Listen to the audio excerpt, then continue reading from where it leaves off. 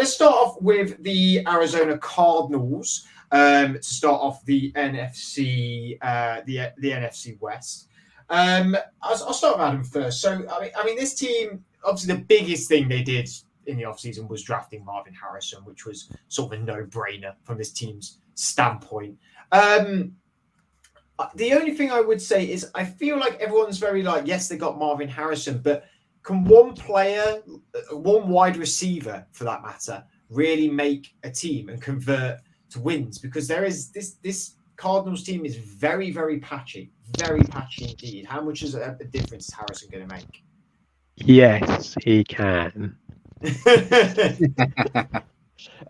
Yeah, he's going to be. I think he's going to do amazingly well. I really do.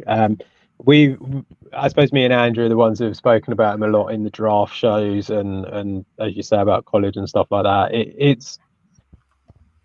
He's the kind of the complete receiver. It's really difficult to put any holes in his game, and because of that, it's really difficult to come out and say that he's not going to improve them by a massive amount. Because the thing is, since DeAndre Hopkins has gone, they haven't really had the wide receiver one, and it's like, but now they've got this star guy, and obviously it's not just going to be him. There's lots of other things that have happened. I actually think that the Cardinals are going to be a very exciting team to watch this year, largely because of Harrison, but also because they've got Kyler Murray there who's back and fit, so that's really going to help.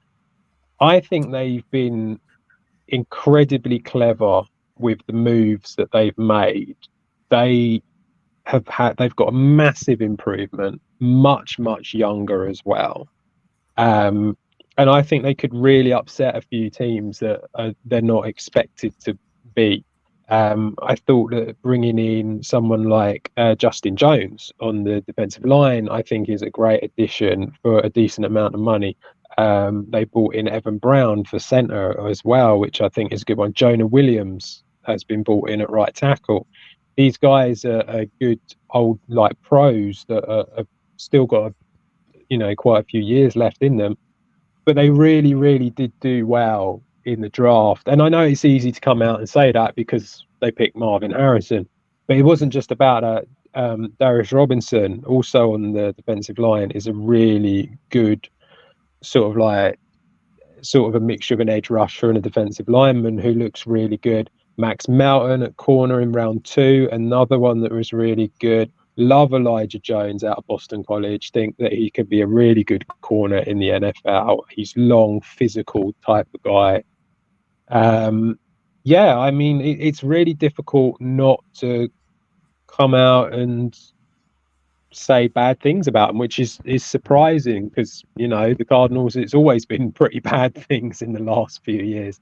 And I think that they've got rid of some of the older guys. They've got rid of like Hollywood Brown, who realistically they're not going to win this year. They're not challenging for the Super Bowl this year, so they don't need someone like that.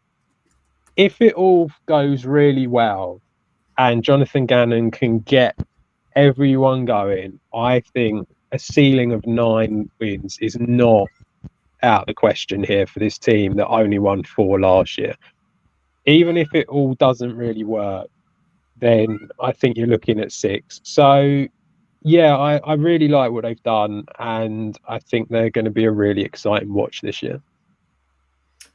I mean, it was only a few years ago that me, you, and Andrew did this podcast, and we're very, very excited about the Cardinals. We said about how they sort of brought in veteran talent to sort of push them over the edge. They had some really good young players. They brought in the likes of JJ Watt, and it just never materialized. Obviously, there's been lots of problems with Kyler Murray in his injury sky, but do you think now they're sort of back on the track to potentially push into a playoff place maybe this year? Yeah, I think as long as Marvin Harrison doesn't play Call of Duty as well, then Kyler Murray should be fine, hopefully. I don't want to completely overlook them because I think they showed life towards the end of last season. And as Adam said, they have had a good off-season. Trey McBride was... yeah, he's had Gronk comparisons. And do you know what? Yeah. Usually I turn my nose up at that, but he actually is like the real deal. Adam's been singing his praises probably since the start of last year. So got to give there's a shout out for you, Adam, there about Trey. No, but they've made good moves. Invested money to upgrade the defense. I think people talk about Marvin Harrison, but there was also Darius Robinson, who they drafted at the back end of the first round. I kind of like what they've done. They've addressed the secondary a bit. I think I think you mentioned it, Adam. They got Melton from Rutgers at corner. Yeah, it's just the thing I like about this Marvin Harrison thing is I think he's going to be, well, essentially I was going to say the new Larry Fitzgerald, but I remember the first year of me watching the NFL, people forget that Anquan Boldin was drafted in 2003 and he was, Offensive Rookie of the Year. And I think anyone who's betting or looking at that, Marvin Harrison is a shoe end because the defense, whilst they've improved, is still not great. And as Adam said, they'll be exciting to watch because there's probably going to be so many high-scoring games where they're chasing leads. It'd be great to see. And even Michael Wilson, the rookie receiver last year, was good. So now that he's got Marvin Harrison opposite him, that opens things up for him and McBride. So, there'll be a lot of high-scoring games. I still probably, I said before coming on air to Fred that it's probably the hardest one I was looking at in terms of record-wise, but I think in terms of talent, it's obviously one of the better divisions. And whilst I'm jumping ahead and saying there probably would still be, they might be bottom of the division, I think they'll still be competitive. I think I've seen a lot of the over-unders been around like 7-8 wins. So Adam's ceiling of 9, completely agree with.